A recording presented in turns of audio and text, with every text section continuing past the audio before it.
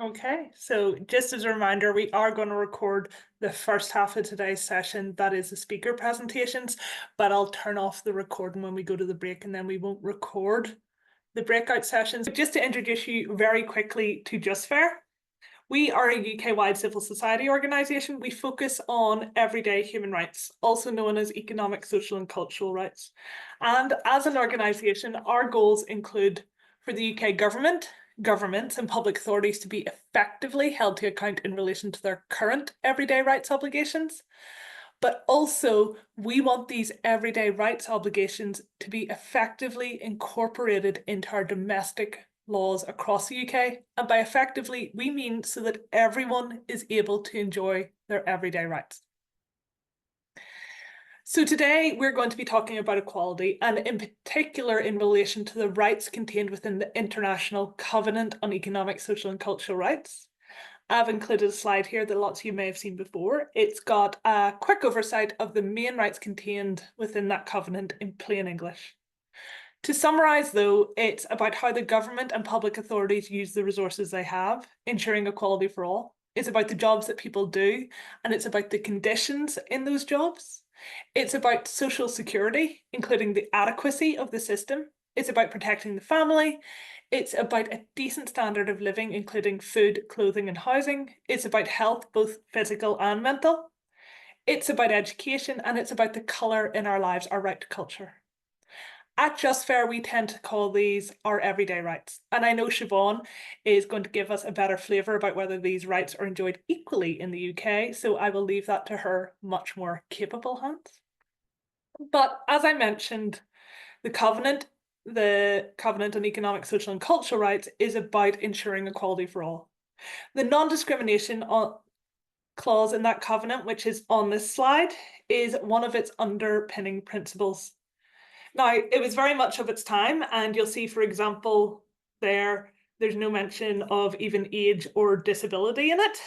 However, that's probably okay because the any other status clause there at the end makes it open-ended.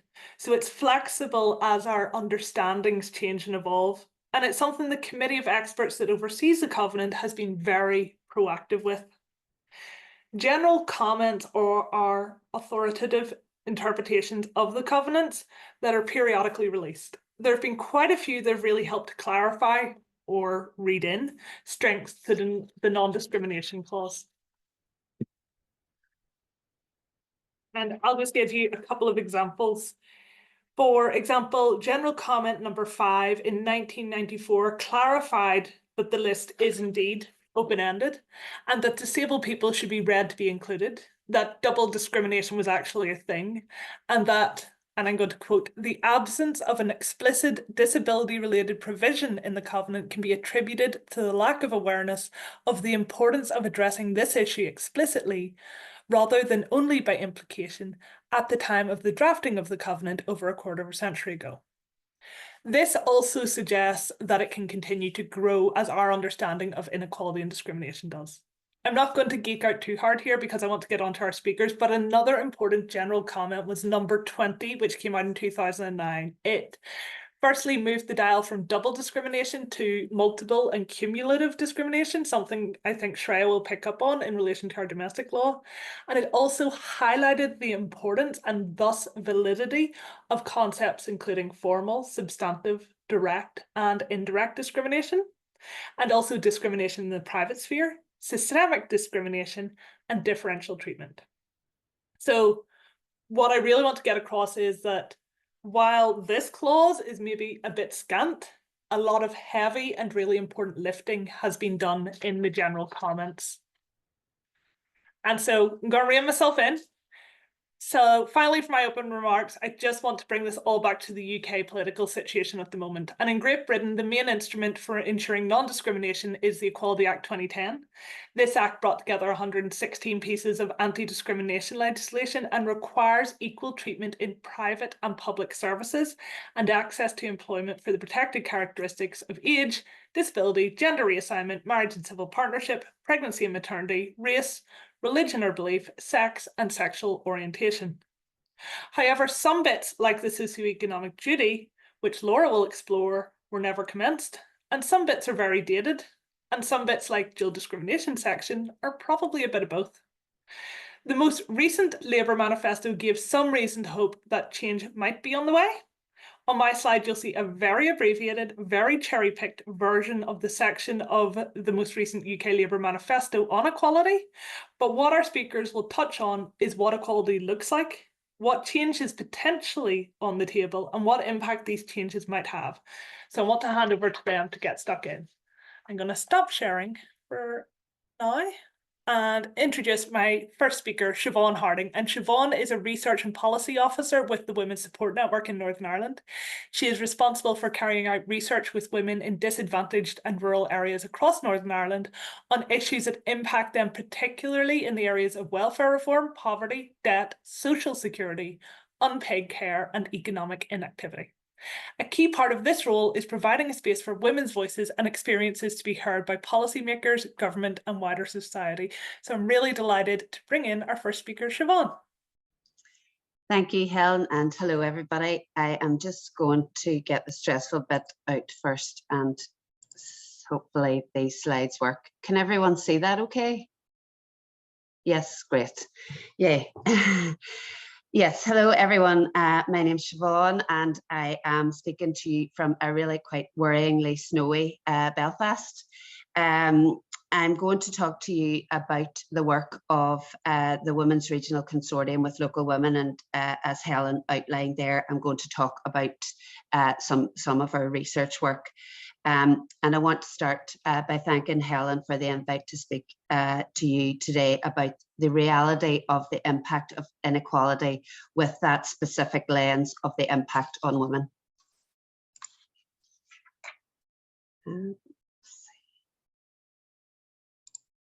Okay, that moved on okay there, didn't it? Yes, excellent.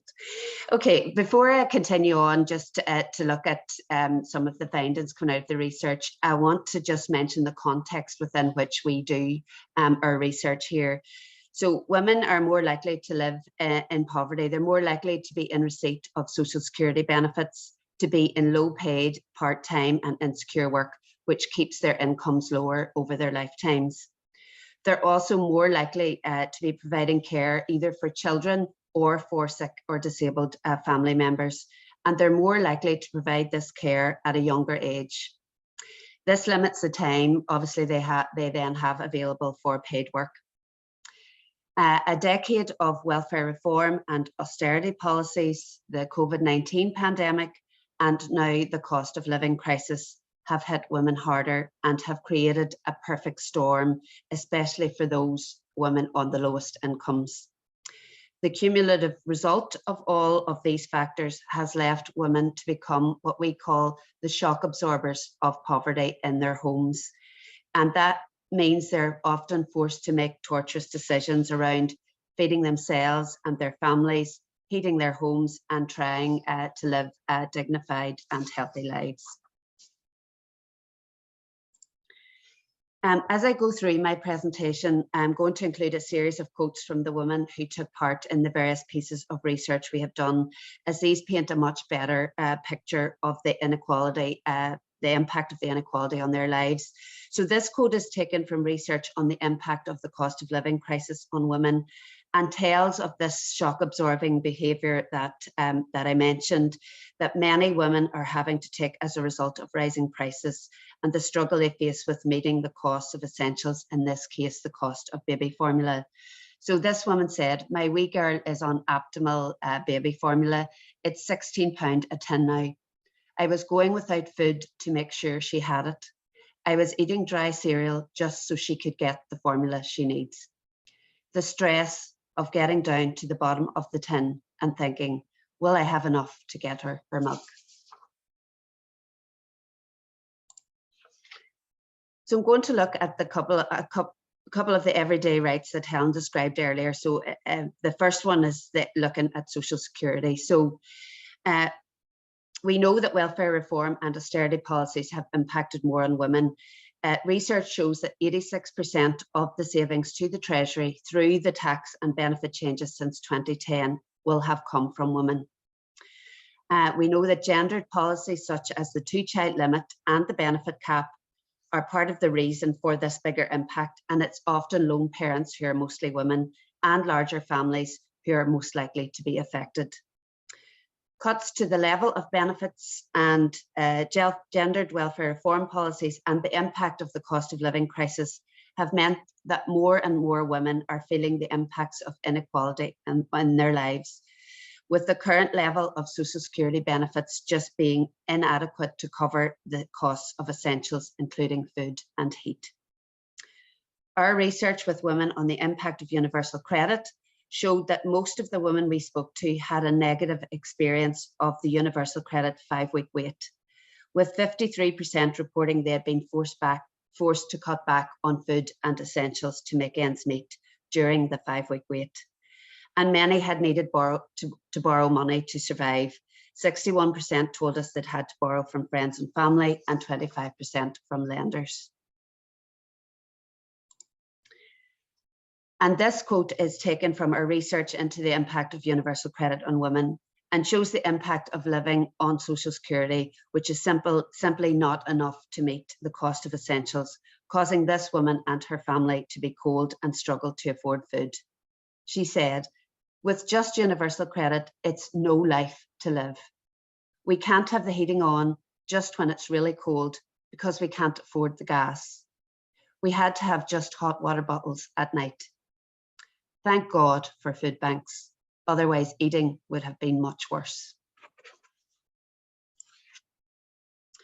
Next, to look at the right to work. And so we know that unpaid care has a gendered dimension, with women more likely to be providing care and more likely to provide this care earlier in their lives, and many providing care while they're still at working age, which limits their ability to remain in work alongside their caring responsibilities.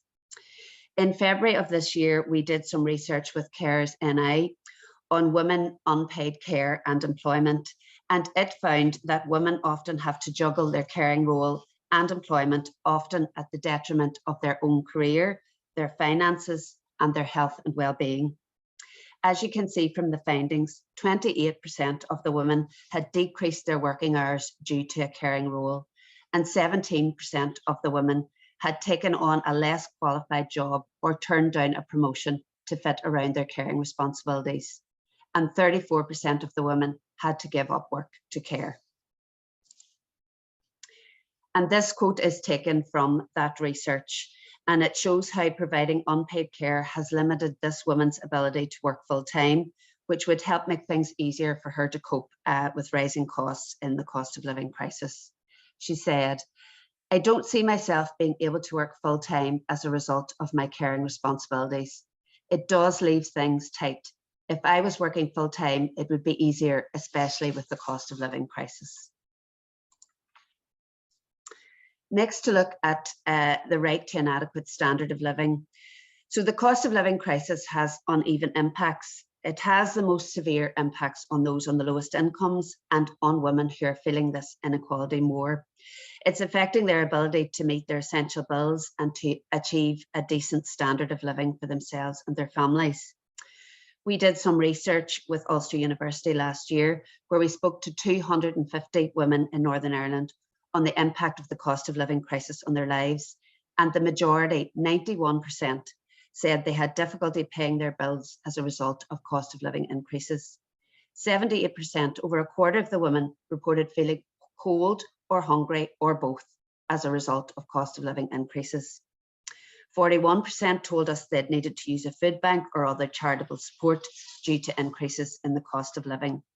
And many of the women reported skipping meals, living in cold homes, and going without other necessities such as clothing as a result of rising prices for the basics. And this quote is taken from that research and shows the impact of rising prices for the most essential items on women's ability to heat their homes, feed themselves and their families, and live healthy lives. So this woman says that inflation says 10%, but everything has at least doubled. Everything is going up more than that. Gas is the same. I just can't get out of the emergency these days. And eating healthily is really hard. Fruit and vegetables are so expensive. I can only afford cheaper, unhealthier food. And I'll just finish with this quote, which best summarises the impact of the cost of living crisis on women and the impact of the inequality women on the lowest incomes face. And this woman said, "We're not living, we're just existing." Raising prices for the most essential items such as food, energy, transport and clothing meant that many women saw their household budgets increasingly squeezed, leaving little room to afford anything beyond the bare essentials, and in some cases meant that they couldn't even afford those. This is taking a significant toll on their lives, impacting negatively on their health and well-being, and causing untold issues for the wider economy, public services, and our next generation. Thank you very much for your time today. Thank you so much for that, Siobhán, and I'm sure folks gathered here today know exactly why I invited Siobhán to speak at this event. There is something so incredibly valuable in the research that Siobhán does and the relationships she has built up with women over the years who are experiencing this really visceral impact of inequality.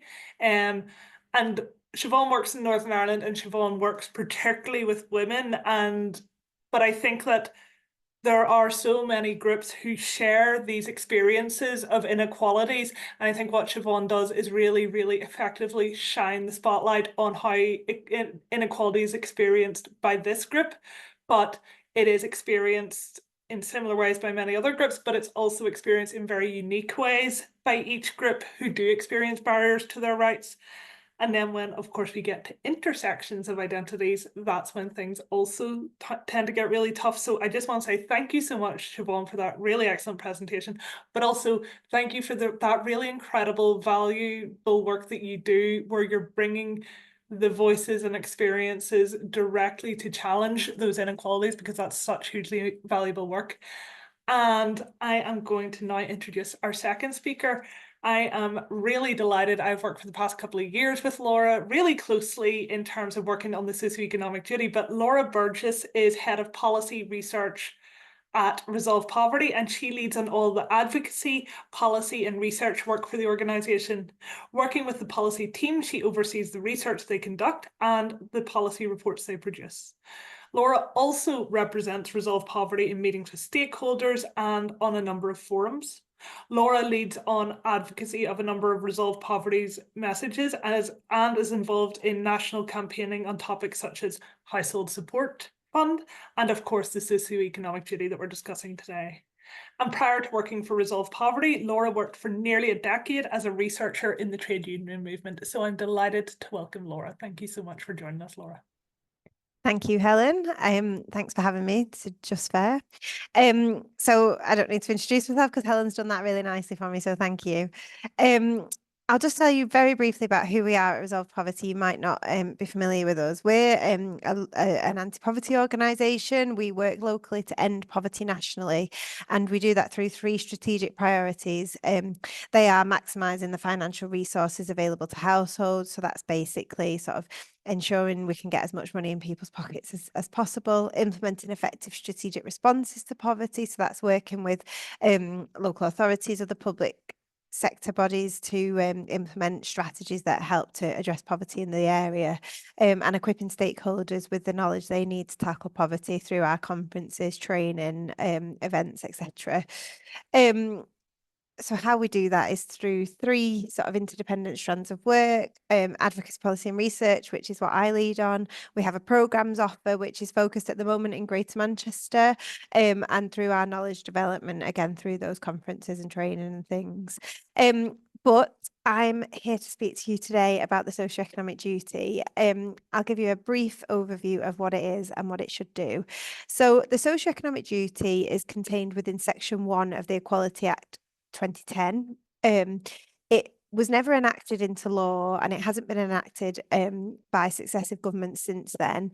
The Labour party in their manifesto leading up to the 2024 general election did commit to enacting the socioeconomic duty, and I'll talk a little bit more about that in a few minutes. But if it was in place, the socioeconomic duty would require public bodies to consider how their decisions impact people experiencing socioeconomic disadvantage. So it would basically place a levy on public bodies to consider how sort of their decisions impact people who are experiencing poverty. Scotland enacted the socioeconomic duty back in 2018 and Wales followed in 2021. The Equality Act doesn't cover Northern Ireland, but I know from working with Helen very closely that there are no sort of equality laws that are comparable in place in Northern Ireland at the moment. We are members of the One for Equality campaign, along with Just Fair and some other rights-based organisations and we've been campaigning for quite a while now for the government to enact the socioeconomic duty, but we've also been supporting local authorities, other areas of the public sector with voluntary adoption, which I'll talk about now. So the public sector can choose to voluntarily adopt the duty. Other public bodies can do so as well, and I'll talk about some that have done. We had some research out a week or two ago just to look at who has done it and the sort of scale of voluntary adoption across England at the moment. So we know that 22% of councils in England have adopted the duty. That's up about 20% from when we did this research a couple of years ago, which is really positive. More and more councils are recognising their role in tackling poverty and supporting their residents who are experiencing poverty. Most of the councils that have adopted the duty are in the northwest of England. There is a very high link between higher poverty rates, higher child poverty rates and adoption of the duty. And there is quite a pocket of good practice on this in Greater Manchester as well. It's most common in Labour majority councils, which is probably no surprise given that the Equality Act was a Labour Party law that was brought in. And the Labour Party again have committed to it during this Parliament. So in terms of the benefits then of adoption I'm going to talk generally about local authorities here because this is our bread and butter, but this could apply to other areas of the public sector as well. The primary benefit and the primary reason that we would encourage councils to adopt the duty is it improves outcomes for people who are experiencing poverty. That sort of goes without saying. We do also think that it supports cross-organisational and departmental working. So it sort of unifies councils and their partners in a sort of common goal of working to support people who are experiencing poverty. It raises awareness of socioeconomic inequalities, which again sort of should go without saying, but often councils can work sort of in silo, and it might be that some departments consider that isn't really their remit, and so it really helps to sort of bring it together and make sure that those issues are raised across an organisation. Likewise, encourages sort of widespread commitment to, and it sort of shows leadership on the issue as well. It's adoption of the duty signals that supporting people who are experiencing poverty is a priority for the organisation. We believe it can help to support those low-income residents in feeling involved in decision making, especially if they're involved in the development of the policy. It can achieve greater consistency, and one thing that we always say is it can support efficient and effective allocation of resources. So it can often be a bit of a speculate to accumulate type thing for councils and their partners. I'm going to share just a few quick case studies of areas or organisations that have adopted the duty and how it's being used in action. Transport for Greater Manchester, which is the integrated transport system in the city region, adopted the duty a couple of years ago, and that meant that there was a greater sort of recognition of reducing socioeconomic disadvantage across the region, and it led to the establishment of a poverty reference group, which really embedded understanding the lived experience of people in design of the system in GM, which is really important. And you may have seen following the budget there a couple of weeks ago, there was news that the £2 bus cap would be lifted. But Andy Burnham was quite quick to clarify that that wouldn't happen in Greater Manchester because of this prioritisation of people with lived experience of poverty in decision making. And so in GM, at least, we still have £2 buses going forward. And we believe that is in part due to sort of the system recognising the experience of people who are living in poverty. The next case study that we've got is from Merseyside Fire and Rescue Service. This is one of our favourite case studies because it's really powerful. They adopted the duty in 2021 as part of the equality analysis process. I'll quickly summarise it, but because they were sort of looking at their equality policies, they recognised that they weren't getting as many applicants to join the fire and rescue service from some of the more deprived areas of the Liverpool City region, from Merseyside. And after doing some engagement with people with lived experience of poverty, they recognised that the requirement to have a driving licence to apply to become a firefighter was a barrier to many people, because it's very expensive to go through your driving lessons, driving tests, etc. And so a decision was taken to remove that requirement, which meant that instead of having to have a driving licence to join the fire and rescue service, they would support you if you were successful in your application to sort of achieve that once you'd been employed. And as a result, because of that removal of that requirement, they were able to recruit almost 200 more firefighters from the 10% most deprived areas of Merseyside, which is phenomenal, really. We know that good work is a route out of poverty for many. So to be able to boost employment in those deprived areas in a really sort of solid job, such as in the fire and rescue service, it's got good terms, good pensions, etc., is really important. But not only did it sort of support people in those most deprived areas, but because of the removal of this requirement, they did also see more women apply to the fire and rescue service, and they saw more people from Black and minority ethnic communities apply, because again, they're statistically less likely to hold a driving licence. And then I'm going to talk about Wales, who this isn't a voluntary adoption, because as I mentioned, Wales adopted the duty across the nation in 2021. I'll just talk about the vaccine transformation programme because I think I'm on the minutes here. But in Wales, because they had adopted the socioeconomic duty, they were able to look through using that lens and considering the position of people experiencing poverty. There was a recognition that people from more deprived communities weren't applying for vaccinations that they were eligible to receive. So not just sort of COVID vaccines, but general sort of childhood vaccines that children should have, vaccines that older people should have, etc. And because they were considering the reasons why through a lens of people who are experiencing poverty, they were able to launch this vaccination transformation programme, which meant that they were able to put vaccination hubs in town centres, in communities that people frequented generally, because they were recognising that sort of transport, travel, childcare, work time, etc., was a real barrier to people getting the vaccinations that they need, which is obviously really important for sort of as a general public health measure across the country. I'll just speak really quickly about the national context. So as Helen and I both mentioned, the Labour Party, before they were elected in July, indicated that they want to enact the socioeconomic duty. They haven't given a formal timescale to this yet, and we, along with others, are really sort of working hard to ensure that this is done well and it's done properly with the government. So we're making representations in that area. And we know that there is a committed group of civil servants in the Cabinet Office that are working towards this enactment.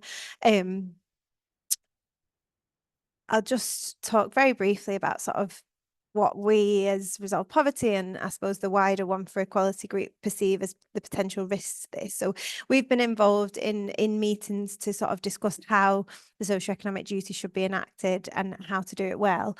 And just to touch really quickly, we've made representations that there needs to be real leadership on this, and that organisations need to signal sort of leaders that will take charge of this duty, excuse me, in each of their organisations, to make sure that it doesn't just fall by the wayside and it doesn't just become a sort of another piece of red tape that public sector has to do, but it actually needs to be something that can be really transformational. Poor allocation of resources, again, if it isn't given the correct time and the correct space to be able to be embedded into policies, it will not succeed. And we really believe there needs to be sort of workforce buy-in to ensure that it is helpful and it does actually influence people who are experiencing poverty, and it does make improvements for their lives. So we're really hoping to work with the government on the statutory guidance that goes alongside any implementation, and we're sort of chomping at the bit as the One for Equality group to help them in that space. I think that's me now. These are just my details. That picture always pops up at the end of every presentation I do. I had put questions, but I think I think we're going to go into groups, aren't we, Helen? So I won't take questions now, but thanks very much for listening, everyone. Thank you so much for that. That was really wonderful, Laura. And yeah, we're going to go into breakout rooms, and each of our speakers will be in a breakout room, so you can ask your questions more directly there. We might have a bit of time for chat in the second half as well. I just think that was so powerful in seeing the really tangible outcomes that some of these anti-poverty legal measures can have. I thought in particular the example of lived experience actually impacting that £2 bus ticket was so powerful. So thank you so much for that, Laura, because it's not just about getting the laws in place, or they could become a tick box exercise. It's about the ways, and I think Laura, you really highlighted this, the ways we have to put things in place to make sure that the laws work, the things that we need there. And it's all with the aim of, like, the stuff that Siobhán talked about again, that people's actual experiences of the world are being considered. And that came through so clearly in the case studies, that this is a measure to try and get those decision makers to really consider how people experience the world and what the barriers they face are. Also, just someone's asked a question about the slides. You will get the slides at the end. However, they will also be up on the resources page of the website, which Laura Grace has just linked to in the chat.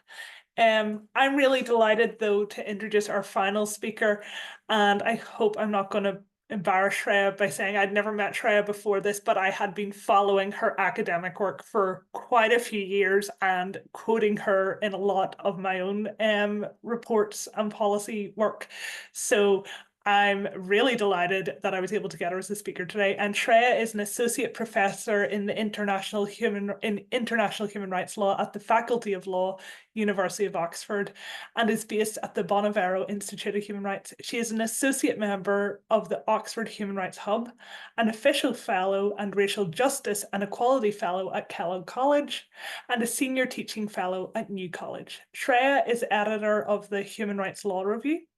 Previously, she was based at the University of Bristol Law School and has been a Max Weber Fellow at the European University Institute, Florence, and a Hauser Postdoctoral Global Fellow at the NYU School of Law in New York. So I'll pass over to you, Shreya. Delighted to have you here. Sorry, you're on mute, Shreya. Rookie mistake. Thank you so much, Helen. Thanks so much, Siobhán and Laura, for your presentations. I've really enjoyed hearing about the lived experiences of people experiencing human rights violations. I'm going to complement what has been said by saying a little bit about law and prospective law as to how law assists the lived reality of those facing human rights violations. And in particular, I'm going to zoom in on a provision from the UK Equality Act 2010, which is Section 14. Section 14 states a provision which is essentially a provision on combination discrimination, or as we call intersectional discrimination.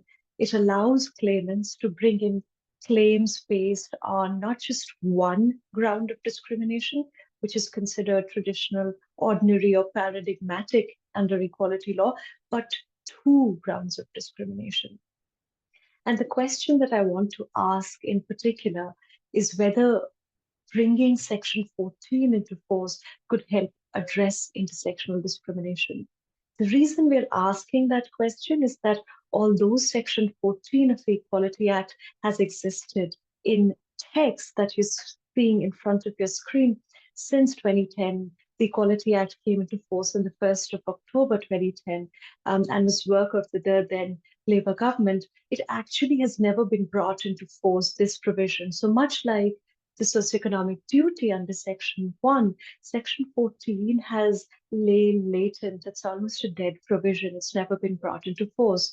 But the Labour Party manifesto promised to bring Section 14 into force. And as Laura mentioned, much energy is being spent to find out ways of enacting, but also finding out ways for having this provision work and address the vast reality of intersectional discrimination that people face in the UK.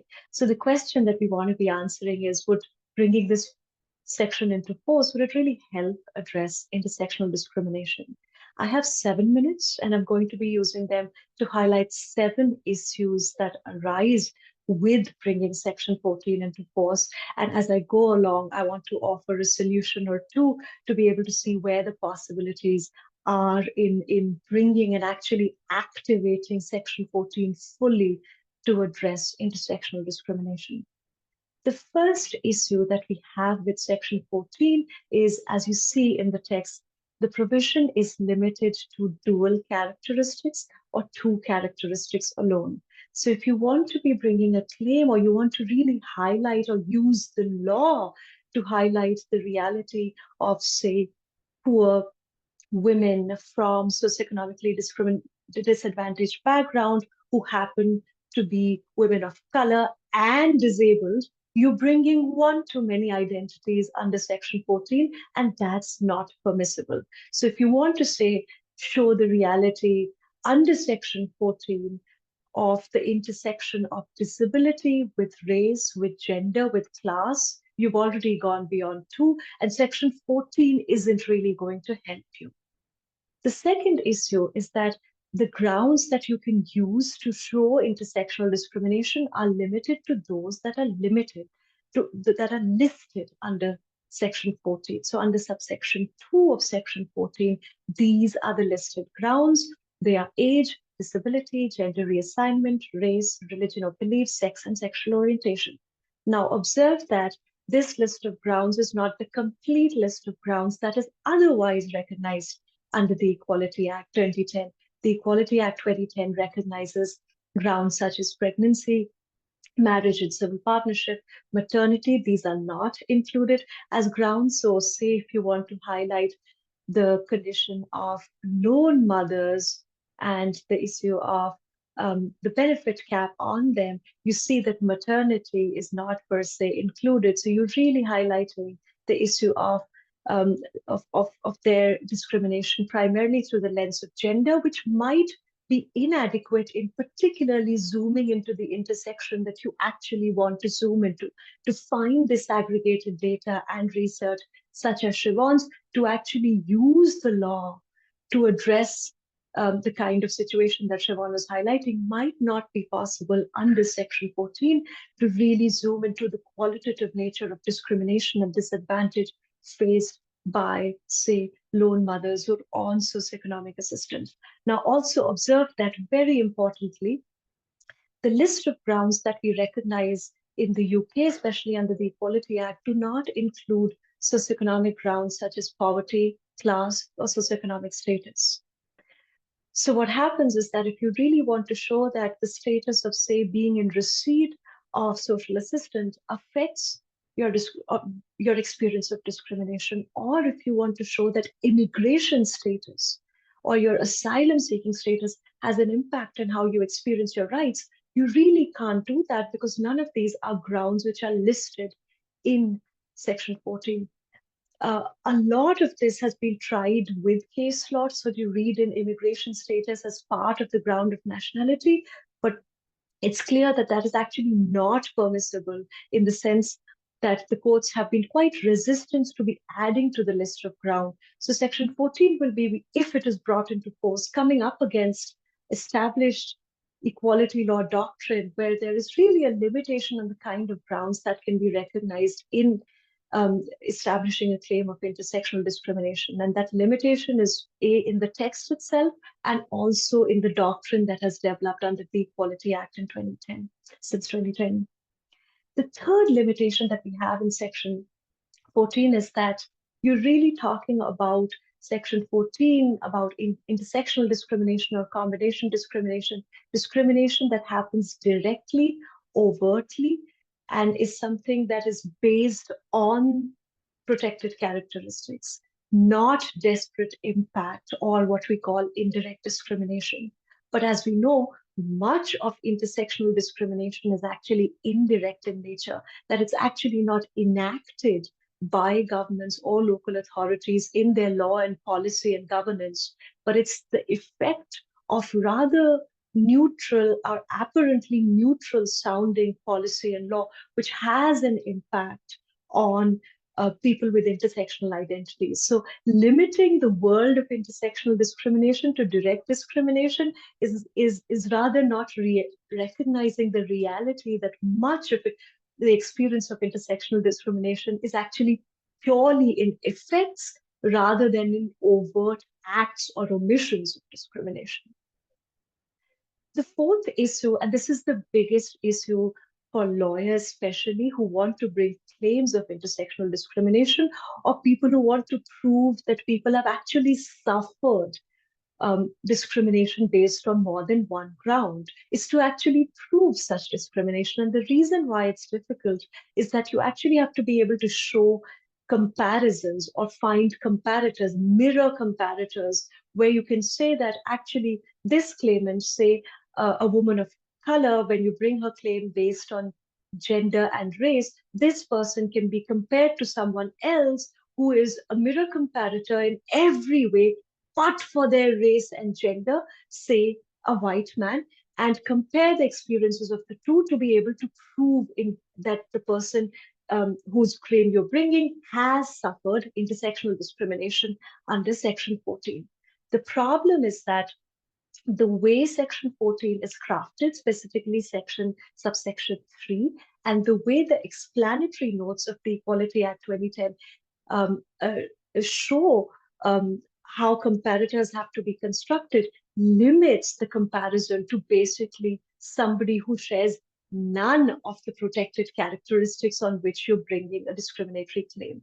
That basically means that for most cases where you're, say, arguing on the basis of race and gender, say for minoritized, racialized groups of women, you're really allowed to use experiences only of white men. That limits the comparator group, but most importantly, it makes white men the touchstone of what non-discrimination looks like. While what we think are helpful comparisons is perhaps showing also that what white women are facing in comparison to racialized, minoritized women, and what, say, Black minority ethnic men are facing, to be able to use those groups to build what we call an intersectionality, similar and different experiences of discrimination. So a world of comparators such as white women, Black minority ethnic men can be useful to actually show what minority ethnic women face in the UK, not just in terms of the shared experiences they have with those comparator groups, but also the different experiences that they have. So if you show those shared and different experiences of discrimination, you're actually building the universe of intersectionality, rather than saying intersectionality is something which is completely different and has nothing to do with groups of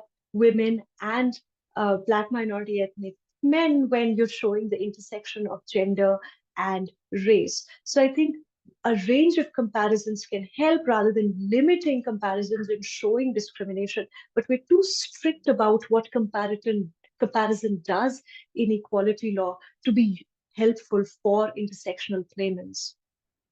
The fifth problem that we have is that most of what Section 14 is imagined for is really, it's really meant to be a negative, right? So that people who are duty bearers under the Equality Act do not discriminate against people directly on two or more grounds. But what it doesn't do is lay down a proactive duty where there is a duty on public authorities not only to not discriminate, but also to proactively combat intersectional discrimination. Partly, this is helped by the explanatory notes to Equality Act, which says that public bodies must have due regard to eliminate unlawful dual discrimination as part of the public sector equality duty under Section 149. But to remind everyone, Section 149 of the Equality Act, which lays down the public sector equality duty, has three components.